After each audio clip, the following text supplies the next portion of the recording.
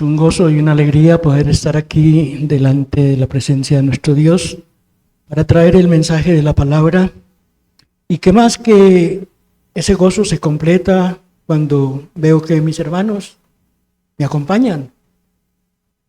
Amén. Así que les doy la bienvenida, sean todos bienvenidos y vamos a orar, poner este tiempo en la presencia de nuestro Dios y pedir que sea el Señor Espíritu Santo guiando nuestra vida, nuestro pensamiento, nuestra palabra, y que sea Él obrando en cada uno de nosotros conforme a su propósito. Amén. Padre Celestial, te damos muchas gracias, Señor, por este tiempo, Señor, en que tú nos permites recibir de ti, Señor, el mensaje de la palabra para edificación de nuestro cuerpo, para edificación de nuestra vida, Señor. Hoy te pedimos que tu Santo Espíritu, Señor, sea propicio a cada uno de nosotros, Señor, disponiendo nuestro corazón, nuestra mente, nuestra vida, para que a través del mensaje que tú tienes para cada uno de nosotros, Señor, podamos recibir de ti, Señor, el consuelo, podamos recibir de ti la bendición, Señor, podamos recibir de ti la respuesta y la solución a cada situación que presentamos delante de ti en esta mañana. Te lo pedimos, Señor, en el nombre glorioso de nuestro Señor Jesucristo. Amén y amén. Gloria a Dios. Bien, mis hermanos, hoy vamos a tratar un tema que está en la carta a los Romanos y que tiene que ver con la fe. El apóstol Pablo habla de los débiles en la fe. Y el título que le he dado yo a este mensaje esta mañana es que un débil en la fe no es un creyente con una fe débil. ¿Ven? Es bastante controversial el título, pero los débiles en la fe, un débil en la fe no es un creyente con una fe débil. ¿Amén? La palabra del Señor dice en Romanos 15, dice, así que los que somos fuertes debemos soportar las flaquezas de los débiles y no agradarnos a nosotros mismos. La iglesia en Roma fue una iglesia que Pablo no fundó, pero que dados los acontecimientos de la época, esta fue creciendo y algunos de los asuntos de esta iglesia llegaron a oídos de Pablo, y por eso es que Pablo les escribió esta carta para confirmarles, dice la palabra, algunos temas de fe y corregir también algunos asuntos legales referentes a la práctica de la ley. Estos creyentes en Roma estaban muy apegados a la ley todavía. Querían ejercitarse principalmente en lo que decía la ley y no en lo que estaba en ese tiempo proclamando Cristo, que era su gracia, su amor, su bondad, y que por gracia seríamos salvos y no por cumplir con la ley, porque era imposible para cada uno de nosotros. Amén. Cuando Pablo escribe a los romanos su concepto sobre los débiles en la fe, entendemos que son dos clases de personas, unos que son capaces por sus habilidades quizá, y otros que son débiles por su falta de habilidad. Quizá, y esto se relaciona especialmente con la madurez espiritual, el crecimiento espiritual que cada uno de nosotros vamos teniendo al recibir con disposición la doctrina que nuestra congregación nos da. Eso hace que nuestra fe crezca, eso hace que nuestra fe se fortalezca, eso hace que no seamos unos débiles en la fe, sino que seamos fuertes en la fe. Amén. Y esto se relaciona con la madurez, con ser espiritualmente maduros y crecer en la fe para que podamos lograr un peldaño más en el crecimiento espiritual. Pablo nos da una enseñanza sobre este tema, ya que siendo judío y además habiendo sido fariseo, estaba muy familiarizado con la ley y con lo que la ley revelaba al respecto. Pablo era celoso de la ley. Pablo era uno de los fariseos más estrictos en el cumplimiento de los preceptos de la ley. Pero cuando Cuando llegó Cristo a su vida, hubo un cambio radical en él. ¿Ven? En Romanos 15, como le acabo de leer, el versículo 1 dice: así que, hermanos, así que los que somos fuertes debemos soportar las flaquezas de los débiles y no agradarnos a nosotros mismos. Entonces aquí viene un concepto muy personal de un pastor que dice que un débil en la fe no es un creyente con una fe débil, como el título que le puse al mensaje, sino que es un creyente que quiere agradar a Dios, pero no puede hacer uso de su libertad cristiana porque sus escrúpulos de conciencia se lo impiden. ¿Qué quiere decir esto? Muchos creyentes todavía tienen conceptos arcaicos sobre lo que sí debemos hacer y sobre lo que no debemos hacer. ¿Ven? Incluyendo ahí, por ejemplo, las comidas, los días de fiesta, la manera de vestir, la manera de hablar, la manera de llevarnos unos a otros. Eso hace que nuestra libertad cristiana tenga tropiezos. Dice la palabra que Cristo nos llamó a libertad. ¿Ven? Para no estar otra vez sujetos al yugo de la esclavitud de la ley y del pecado. En Hebreos 6:1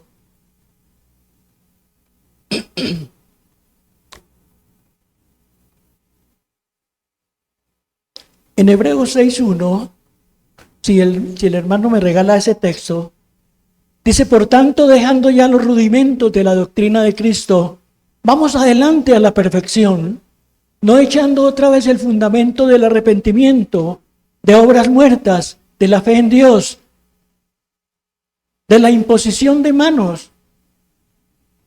¿Por qué traigo a colación este versículo? Porque es que muchas veces nosotros los creyentes vemos como personas que ya han recibido a Cristo en su corazón y llega un predicador y llama la oración de fe y pasan otra vez al púlpito a hacer nuevamente la oración de fe.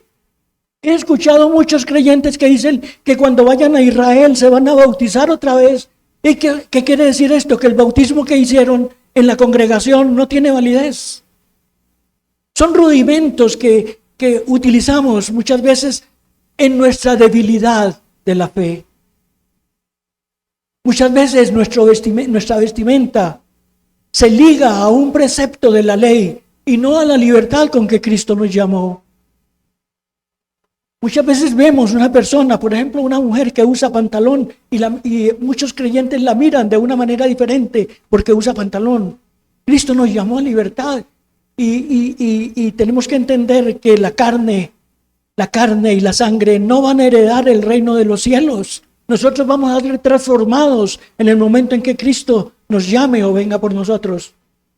Así que la vestimenta o las costumbres que tengamos no van a valer allá en el cielo, porque vamos a ser transformados, vamos a ser de otra manera.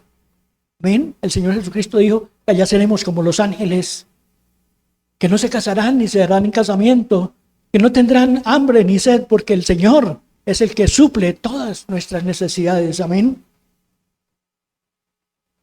Pablo en el verso 1 se identifica con los fuertes, pues él, siendo judío, como dice, hebreo de hebreos, fariseo en cuanto a la ley, irreprensible. Una persona irreprensible es una persona a la que no se le encuentra ningún defecto en la que se le pueda acusar o señalar.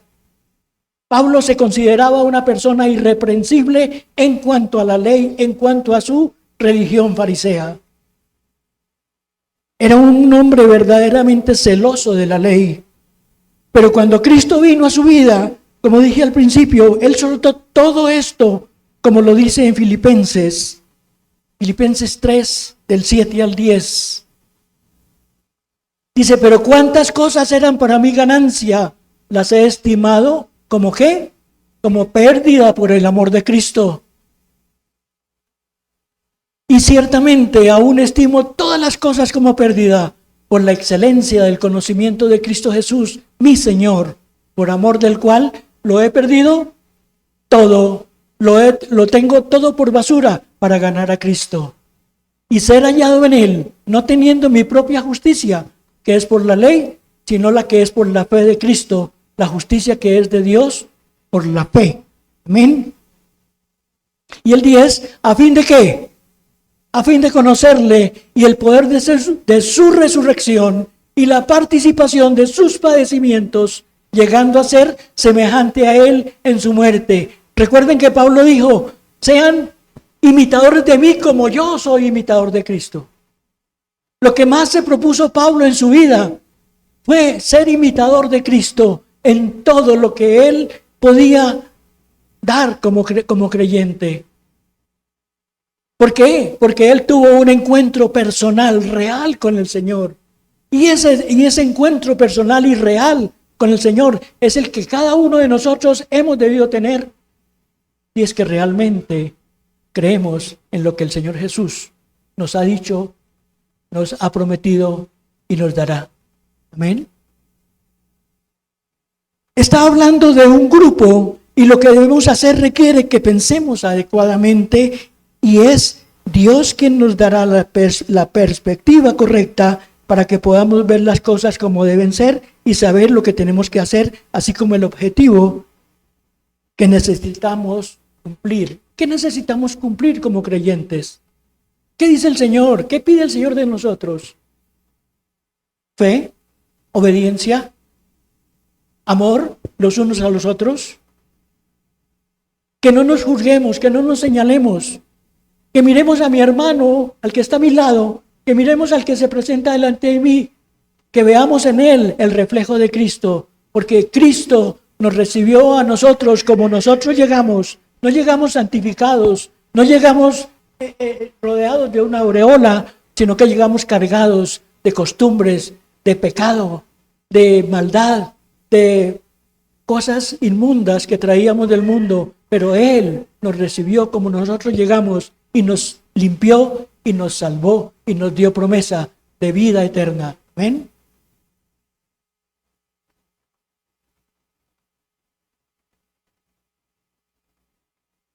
Aquí también habla de nuestra vida, de las personas que son débiles y que si nosotros nos consideramos fuertes, debemos soportar.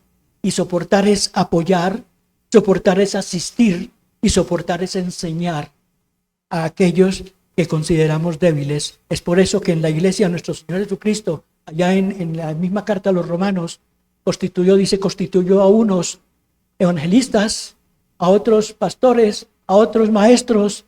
Amén. ¿A fin de qué? De edificar el cuerpo de Cristo. Ese es el propósito de Dios. Cuando pone un pastor en una iglesia, cuando pone un líder, cuando pone un maestro, cuando pone un maestro de escuela dominical, ¿cuál es el propósito de Dios? Edificar el cuerpo de Cristo para que crezcan en la fe, para que no sean unos débiles en la fe, sino que seamos fuertes para resistir lo que el mundo propone contra nosotros.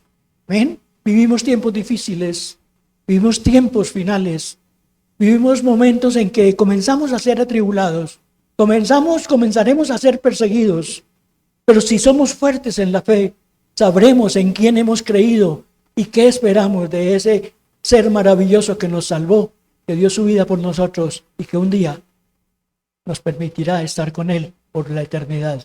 Amén. Dice, y no agradarnos a nosotros mismos. Es decir, no ser altivos por creer que somos fuertes, porque eso no agrada a Dios. Antes debemos ser humildes y saber llevar o soportar al que consideramos débil, ayudándoles a que se hagan fuertes en la fe para que se fortalezca y crezcan espiritualmente. ¿Y cómo logramos esto? A través de la enseñanza doctrinal. Por eso es tan importante asistir a la enseñanza que la iglesia o la congregación brinda para nosotros los creyentes, allá en el cuarto piso, cuando nos enseñan doctrina, cuando pone maestros allá, personas dispuestas a enseñarnos lo que el Señor Espíritu Santo pone en sus corazones para que cada uno de nosotros crezcamos y no nos estanquemos. ¿Ven? El verso 2 dice, cada uno de nosotros agrade a su prójimo en lo que es bueno para edificación, en lo que es bueno. Agradar a nuestro prójimo en lo que es bueno. Porque muchas veces viene una persona y nos pide de pronto prestado un dinero para algo que no es bueno. Y ahí es donde nosotros tenemos que ser sabios y entendidos. ¿En qué nos manda Dios que seamos condescendientes con la persona? ¿En qué forma podemos ayudar a otra persona siempre y cuando sea para algo bueno? Amén. Es aquí cuando nos damos cuenta que el fundamento de la ley era, como dice Pablo, ayudarnos a entender qué era pecado y qué contenía el decálogo que el Señor le dio a Moisés en el monte Sinaí y que el Señor Jesucristo condensó en 2 mandamientos importantes que nos dio para reunir, para condensar, para comprimir el cumplimiento de la ley. Amarás al Señor tu Dios con todo tu corazón, con toda tu mente, con todas tus fuerzas, con todo tu ser. Y a tu hermano como a ti mismo. Amén. ¿Qué tanto te amas? ¿Qué tanto te amas? ¿Te refleja el espejo por la mañana? Es lo que debe reflejar en el amor hacia tu hermano que está a tu lado, que te encuentras en el camino, que necesita muchas veces una palabra de aliento, que necesita muchas veces una llamada telefónica para que le preguntes cómo estás. ¿Qué necesitas? ¿En qué te puedo ayudar? Muchas veces las personas no necesitan cosas materiales, sino de pronto una palabra de aliento, una palabra de ánimo, una palabra de compromiso que le diga, hermano, vamos a estar orando, vamos a estar en la brecha, orando, pidiéndole al Señor que ponga solución a la situación que vives. ¿Ven? Y es que el Señor Jesucristo condensó en 2 importantes mandamientos que son el mensaje central de la doctrina de Cristo. Y es cómo amar a Dios y cómo amar a nuestros hermanos. ¿Ven? El Señor Jesús enseñándonos todo el contenido de la ley en esos 2 versos tan importantes y que a veces de pronto no tenemos en cuenta.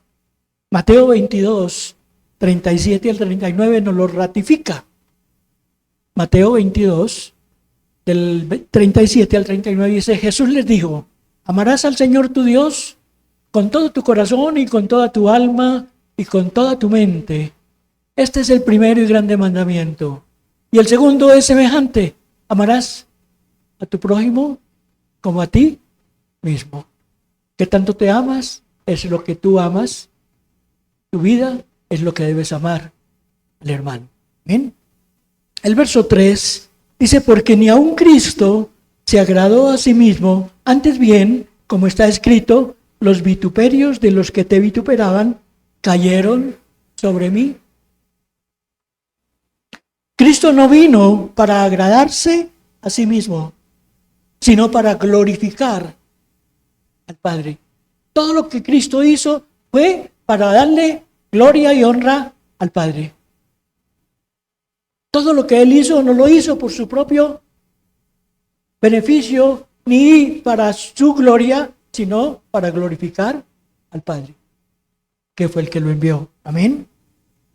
Cristo, teniendo toda la libertad, renunció a todo esto para agradar a su Padre, incluso si eso representa soportar las burlas, los latigazos, los clavos que recibió en sus manos y pies, las bofetadas que le dieron los que lo flagelaban, las burlas de los que estaban allá en el Calvario cuando Él estaba allá en la cruz, se burlaban de Él.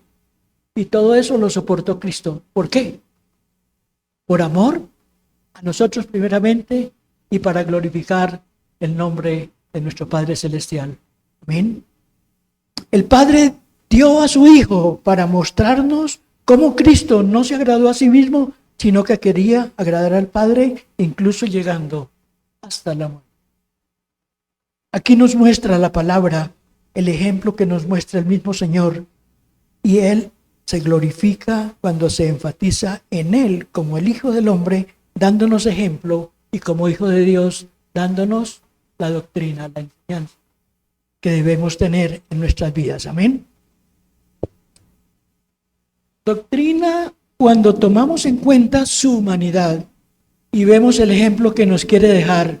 Según Mateo 11:30, Mateo 11:30 dice, porque mi yugo es fácil y ligera mi carga. Lo hemos cantado aquí. Hay una canción que cita esta cita bíblica, porque mi yugo es fácil y ligera mi carga. Y el 31, si es tan amable, hermano, el 29 y el 30, quiero leer. El 29 dice, llevad mi yugo sobre vosotros y aprended de mí que soy manso y humilde de corazón, y hallaréis que descanso para vuestras almas. Y entonces el 30 dice, porque mi yugo es fácil y ligera mi carga. ¿Qué es el yugo del Señor? ¿Por qué dice que es fácil? Porque Él no se recuesta sobre nosotros. Porque un yugo es algo que se usa para llevar las cargas equiparadas. Pero el yugo del Señor es fácil porque Él no se recuesta sobre nosotros ni espera de nosotros que hagamos, sino que Él lo hace todo. Él es todopoderoso, Él es amoroso, Él es el que lleva todas nuestras cargas. Lo dice allá Isaías 53, llevó sobre Él nuestro pecado. Nuestras cargas las llevó sobre Él. Y por su llaga fuimos nosotros sanados, curados. ¿Amén? Y ligera mi carga. Aceptar lo que el Señor nos pide no es tan gravoso como lo era la ley. La ley era gravosa. La ley era difícil de cumplir. Porque tú tenías que ayunar, porque tú tenías que abstenerse de alimentos, porque tú tenías que usar determinada vestidura, porque tú tenías que guardar días, porque tú tenías que cumplir con fiestas. Hoy el Señor nos ha llamado a libertad. A libertad fuisteis llamados, dice la palabra. Pero no uséis la libertad para volver otra vez al yugo de la esclavitud.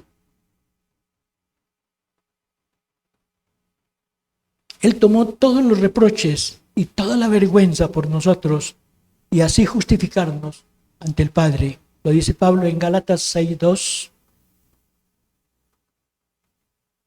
Dice, sobrellevad los unos las cargas de los otros y cumplid así la ley de Cristo. ¿Cuál es tu carga? ¿Cuál es tu carga? Y tú la pones al lado del Señor. Su yugo es fácil y ligera su carga. ¿Ven? Él puede llevar nuestra carga porque Él lo prometió, Él lo dijo. Y hace nuestra vida más fácil. Aunque muchos digan que no, pero la vida con Cristo es de bendición. Porque podemos confiar en Él, porque Él es nuestro proveedor, Él es el quien suple todas nuestras necesidades. Es poner nuestra mirada en Él y entonces Él hará. Bien, Él hará su obra maravillosa en cada uno de nosotros. Los versos 4 y 5 dice, porque las cosas que se escribieron antes para nuestra enseñanza se escribieron a fin de que por la paciencia y la consolación de las Escrituras tengamos esperanza. Pero el Dios de la paciencia y de la consolación os dé entre vosotros un mismo sentir, según Cristo. El Señor quiere que pensemos, que sintamos, que seamos un solo cuerpo, como Él lo formó. Cuerpo de Cristo, siendo Él la cabeza. ¿Bien?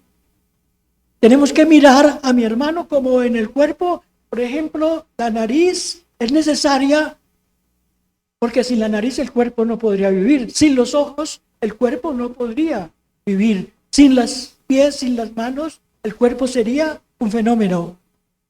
Y cada cuerpo, cada miembro del cuerpo es tan necesario con el otro porque se coordinan entre sí. Nosotros no podemos vivir sin ojos. Nos hacen falta. No podemos vivir sin las manos. Nos hacen falta.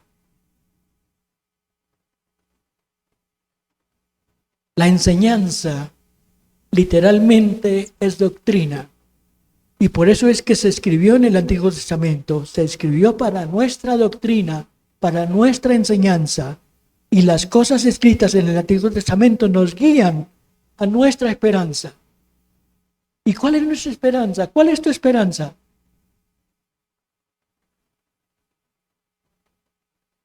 Nuestra esperanza es la salvación y la vida eterna. Esa debe ser nuestra esperanza. No es lo material, porque lo material es efímero. Lo material se va a acabar. Cuando vayamos a su presencia, lo material no va a servir. Nuestra esperanza es su presencia con nosotros. Amén. El Señor me ha movido mucho a entender cuando Él habla de Dios con nosotros, allá en Isaías, Dios por nosotros, allá en el Sinaí, y Dios en nosotros, cuando el Señor Espíritu Santo mora en cada uno de nosotros. Amén. Ese es el entendimiento que debemos tener de su presencia como Trinidad, como la Trinidad en nuestras vidas. Dios con nosotros cuando Él vino al mundo, a caminar en este mundo, para dejarnos doctrina y enseñanza. Dios por nosotros cuando Él fue a la cruz del Calvario por nosotros. Y Dios en nosotros cuando el Señor Espíritu Santo vino en Pentecostés, hizo su habitación, cada uno de ustedes, mis hermanos, y Él vivió. Amén. Sin esperanza no hay futuro. El mundo no tiene esperanza. Nosotros tenemos una esperanza. Amén. Quiero que leamos Tito 2:13. Dice, aguardando la esperanza bienaventurada y la manifestación gloriosa de nuestro gran Dios y Salvador, Jesucristo. Eso es lo que debe mover nuestra vida. Eso es lo que debe crecer en nuestra fe. La esperanza de que un día estaremos en la presencia de nuestro Dios y Salvador, Jesucristo. Amén. Porque no cedo al pecado, dice Pablo, porque tengo una esperanza. Sin esperanza no hay propósito. Cuando no hay esperanza en una persona, no hay ningún propósito. Simplemente comamos y vivamos, que mañana moriremos. Eso es lo que decía el mundo y eso es lo que dice el mundo. De alguna cosa me he de morir, he escuchado esa palabra.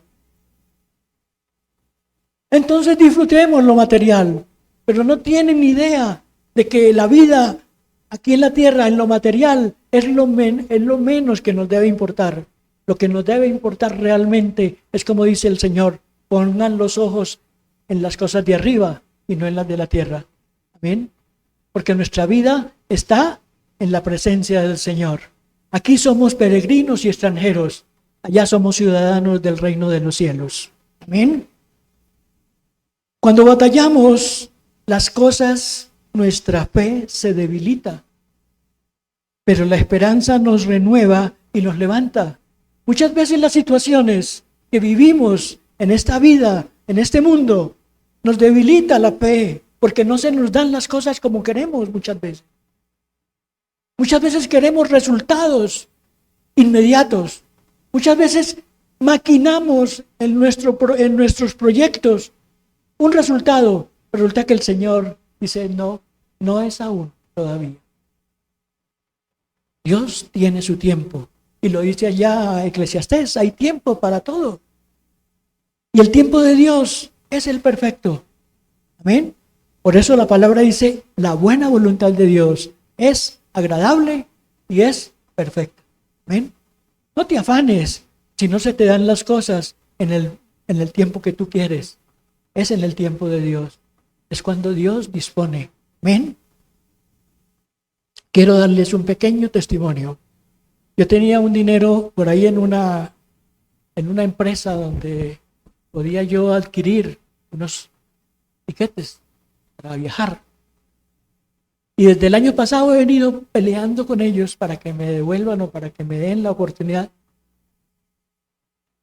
No, y no. Pero resulta que en esta semana viene mi hija de Estados Unidos y necesitamos viajar a otra ciudad. Y entonces dije, Señor, esta es, y llamé, y sí, esta es, ahí están los pasajes, ahí está el dinero que yo necesitaba para llevar a mi hija a donde queremos ir. Es el tiempo de Dios. ¿Ven? No es cuando yo quiero, ni cuando me conviene, sino cuando Dios quiere que nos convenga cada uno de nosotros. Amén. Gloria a Dios. Gloria a Dios. Dios es paciente conmigo y en el encuentro, y en Él encuentro consolación. Porque el Señor nos consuela para que nosotros con el consuelo con que somos consolados, consolemos a otros, dice Pablo. Dios nos consuela de una manera para que como Él nos consuela, nosotros tomemos ese ejemplo y podamos consolar a otros. Sea con una palabra, sea con una actitud, sea con una acción. ¿Cuál es el propósito aquí? Pues que en vez de pensar en ti mismo, de pensar en lo que tienes o en lo que no tienes, de pensar si te respetan o no, en lo que deberíamos pensar, dice, a fin de que por la paciencia tengamos esperanza. Vuelve otra vez el Señor a hablarnos de la esperanza. Y esto tiene que ver con nuestro futuro en la eternidad, como dice Tito 2:13, como lo leímos. Es cierto que Dios nos bendice aquí en la tierra, pero estas bendiciones son temporales y a nosotros nos interesa más lo eterno. ¿Ven? El verso 6 dice, para que unánimes a una voz glorifiquéis al Dios y Padre de nuestro Señor Jesucristo. Dice aquí el Señor, tengan el mismo objetivo, es decir, ese debe ser nuestro pensamiento, alabar y glorificar a nuestro Dios y Salvador. Ese es y debe ser mi objetivo, tu objetivo. En toda circunstancia, en todo momento de mi vida, como lo cantamos muchas veces, a cada instante de nuestra vida, debemos exaltar el nombre de nuestro Dios, siempre dando gracias. Mire, acostúmbrense, mis hermanos, a darle gracias por todo a Dios. Si despiertas por la mañana, dale gracias por tu vida. Si te sientas a la mesa a tomar un desayuno, un almuerzo, una cena, dale gracias a Dios, porque es Él el que provee, es Él el que pone en nosotros ese alimento, ese recurso del que podemos nosotros vivir aquí en la tierra. ¿Ven? Si nosotros creemos en que Él es capaz de sostenernos, no nos va a faltar nunca nada. ¿Ven? Porque allá en Deuteronomio 28 dice que no pediremos prestado, sino que prestaremos a muchos. Aprópiese de esa palabra, mi hermano, mi hermana, y te vas a dar cuenta de que Dios es real y es fiel en su palabra. Amén. Nunca pedirás prestado, sino que antes serás proveedor para muchos. En el 7 y el 8 dice, por tanto, recibíos los unos a los otros, como también Cristo nos recibió para gloria de Dios. Pues os digo que Cristo Jesús vino a ser siervo de la circuncisión para mostrar la verdad de Dios, para confirmar las promesas hechas a los padres y para que los gentiles glorifiquen a Dios por su misericordia, como está escrito.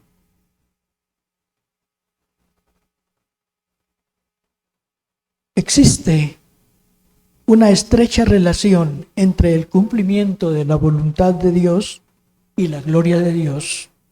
Jesús vino a este mundo con un propósito. ¿Y recuerdan cuál es el propósito del Señor Jesucristo cuando vino a la tierra? Salvar lo que se había perdido. Amén. Salvar lo que se había perdido. Él no vino a mostrarse ni a decirnos que Él es Dios y que es todopoderoso. No, Él vino con un propósito. Salvar lo que se había perdido. Amén.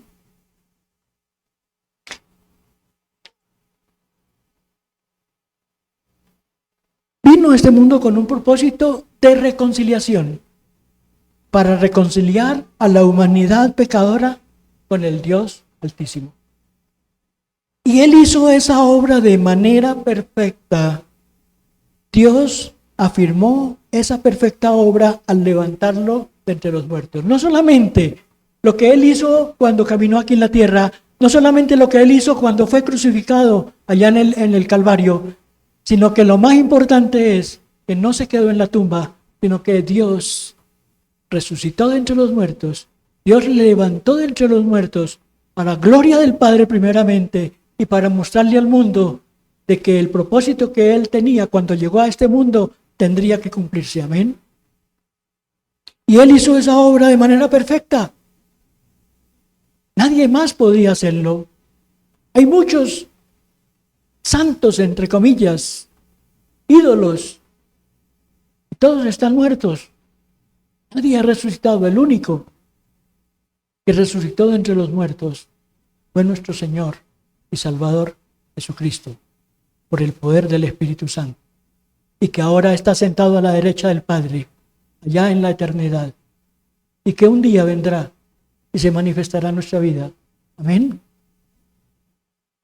Cristo vino bajo la ley para mostrar la verdad de Dios, para que Dios no solamente hablara, sino que mostrara que Él es verdad. ¿Cuál era la verdad de Dios? Los sacó su pueblo de Egipto, de esclavitud. Lo llevó por el desierto 40 años y nunca les faltó ni alimento ni agua. Dice la palabra que su vestido y su calzado nunca se envejecieron. Cuando tuvieron sed, les dio agua. Cuando tuvieron hambre, les dio comida. Cuando quisieron carne, les dio hasta saciarse. Dice la palabra que hasta les salía por la nariz de tanto que comían. Se saciaron.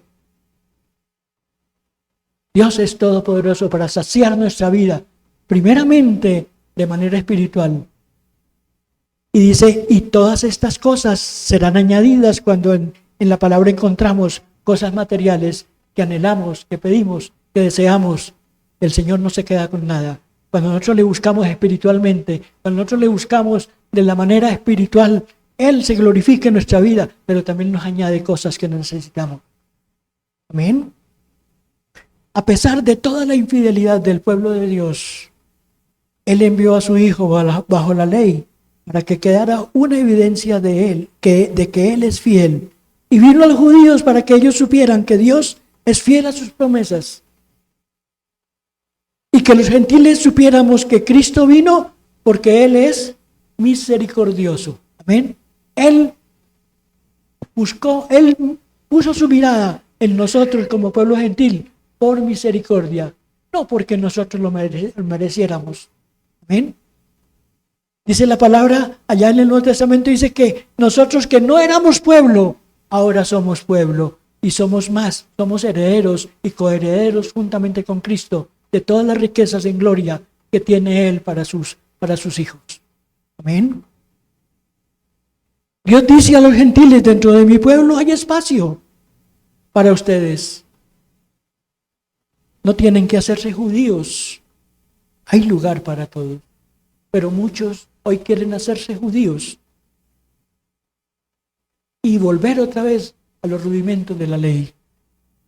Dice, no tienen que hacerse judíos. Hay lugar para todos. Juan 14, 1 y 2 dice, si creen en Dios, no se turbe vuestro corazón. ¿Creéis en Dios? Creed también en mí. En casa de mi Padre muchas moradas hay. Si así no fuera, yo os lo hubiera dicho, voy pues a preparar lugar para vosotros. Amén. Y es cuando allá en Pentecostés viene el Espíritu Santo, el Consolador, la promesa del Padre y el Señor Jesucristo preparando nuestra morada allá en los cielos. Amén. Quiere decir que Jesús vino para manifestar la verdad de Dios con el fin de confirmar las promesas hechas a los patriarcas. Y Jesús vino porque teníamos la promesa de que de los lomos de Abraham vendría una promesa, y esa promesa pasó de Abraham a Isaac, y de Isaac a Jacob, y de él a los hijos de Jacob, y ellos son la circuncisión, el pueblo de Dios, el pueblo judío, Ellos son la circuncisión. Por eso el Señor Jesucristo se hizo siervo de la circuncisión, porque el trabajo de Él era venir primeramente a las ovejas perdidas de Israel. ¿Amén? Pero a lo suyo vino y los suyos no le recibieron. Entonces, ¿qué hizo Dios? Volteó su mirada hacia el pueblo gentil, y hoy nosotros formamos parte de ese pueblo, porque cuando el Señor Jesucristo murió en la cruz, dice la palabra que el velo del templo se rompió, como significado de que Él de los dos pueblos, del judío y el gentil, hacía uno solo. Amén. Que hoy se llama la iglesia del Señor, y es la que nosotros conformamos como cuerpo de Cristo, siendo la cabeza visible nuestro Señor y Salvador Jesucristo. Amén. Y a través de ellos ser compartido con el mundo, con el fin de que los propósitos de Dios pudieran cumplirse. Amén. Yo quiero que leamos Marcos 16:15. Y les dijo: id por todo el mundo y predicad el evangelio a toda criatura. Esa es la comisión que el Señor nos dejó. Como pueblo, como iglesia. No tanto como pueblo gentil, sino como pueblo de Dios y como iglesia de nuestro Señor Jesucristo. Ir por todo el mundo, predicando el evangelio a toda criatura. ¿Amén? Por eso en el verso 7 leíamos: por tanto recíbanse los unos a los otros, como también Cristo nos recibió a nosotros. Tenemos que ir a llevar la palabra. Tratar con personas que no conocemos.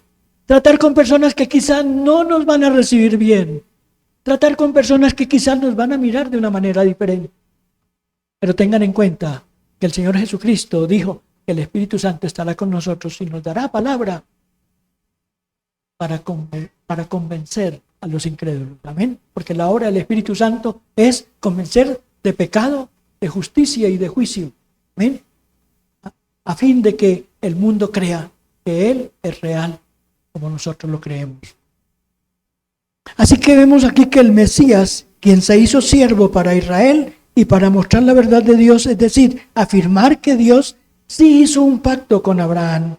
Porque cuando Dios bendijo a Abraham, le dio promesa personal: bendeciré a los que te bendigan y maldeciré a los que te maldigan. Le dijo el Señor. También bendijo a su familia. O sea que la bendición fue de manera familiar también, pero también fue de una manera universal. En ti serán benditas todas las naciones de la tierra. Amén. Y ahí estamos tú y yo. Amén. Jesús se hizo siervo de la circuncisión, es decir, de los judíos, para mostrar la verdad de Dios. Amén. El tiempo. Para certificar las promesas que fueron hechas a los patriarcas, y esto producirá la bendición a las naciones, es decir, a los gentiles y a la iglesia de hoy. El verso 9 es muy importante. Dice: para que los gentiles glorifiquen a Dios por su misericordia. ¿Se acuerdan que les dije? El Señor vino a Israel porque era el propósito cuando Dios envió a su Hijo a las ovejas perdidas de Israel. Pero a nosotros nos miró con misericordia. Amén. Su mirada fue misericordiosa hacia nosotros.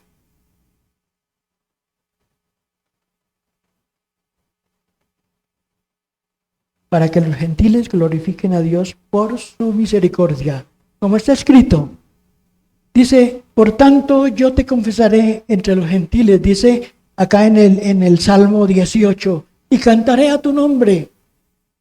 Y otra vez dice: alegraos gentiles con su pueblo. Y otra vez: alabad al Señor todos los gentiles y magnificadle todos los pueblos. Y otra vez dice Isaías: estará la raíz de Isaí, y el que se levantará a regir a los gentiles, y los gentiles esperaremos en él. Amén. Gloria a Dios. Cuando habla de que los gentiles o las naciones, en otras versiones como dice, glorifiquen a Dios, está manifestando la palabra profética de un salmo, mostrando el orden de Dios. Y es primero su pueblo Israel, pues Mateo nos enseña que él fue enviado a las ovejas perdidas de Israel, y luego también a nosotros como iglesia, de acuerdo al misterio revelado a Pablo es decir, el Evangelio de la salvación, como lo expresa Pablo. Amén. Pablo dice que a él se le reveló el misterio que estaba oculto por los siglos. Amén. El Señor Jesucristo vino a promover, a proclamar el Evangelio del reino. A Pablo se le dio el misterio del Evangelio de la salvación. Amén. Y si lo leemos allá en Romanos 10, del 8 al 14, dice, porque con el corazón se cree para justicia, pero con la boca se confiesa para salvación. Amén.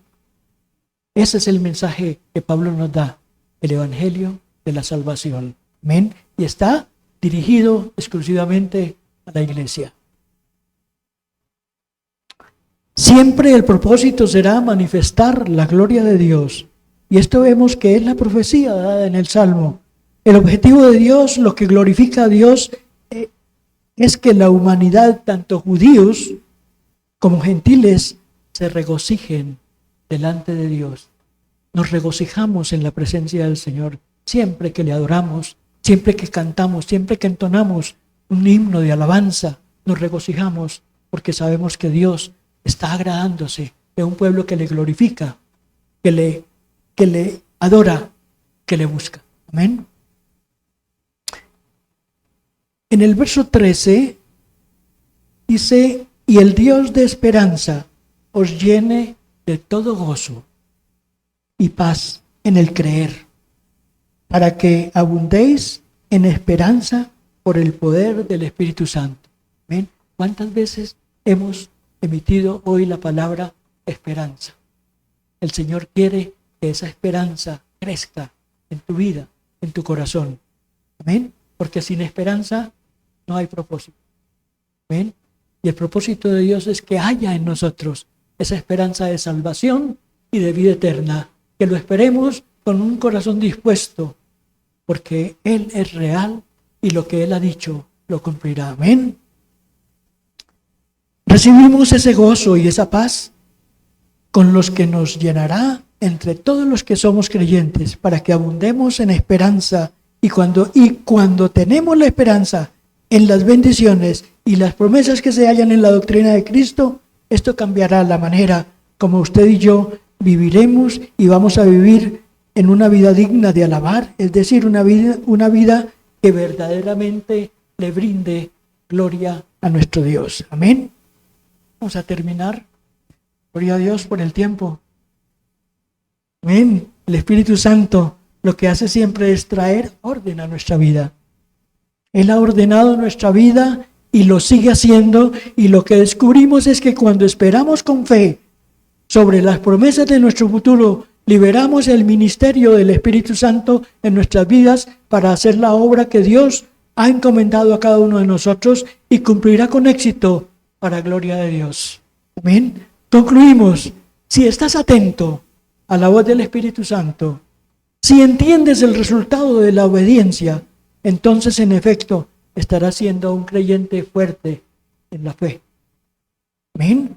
Pablo habla en el contexto anterior sobre el objetivo principal del comprometido con los planes de Dios, la humanidad, y ese objetivo es darle gloria y honor a Dios. El objetivo es que nos multipliquemos en otros, que estemos comprometidos con esta misión y vivamos ministrando a los demás para que ellos también hagan lo mismo. No solo que vivan una vida que honre a Dios, sino que ellos también influyan en otros, y así la congregación de los creyentes crezca, pues este es el propósito principal de Dios, para honra y gloria de su nombre. Que Dios les bendiga rica y abundantemente. Amén. Vamos a orar. Padre Santo, te damos gracias, Señor, por tu bendita palabra, por el mensaje que has traído para nosotros esta mañana, dándote a ti, Señor, siempre la gloria, la honra y la alabanza, porque solo tú eres digno de ser adorado, de ser exaltado, Padre. Muchas gracias, Señor, por cada persona aquí presente y por los que van a ser afectados por este mensaje, Dios. En el nombre de Jesús, nuestro Señor. Amén y amén. Que tengan un resto de día hermoso y agradable. Dios les bendiga.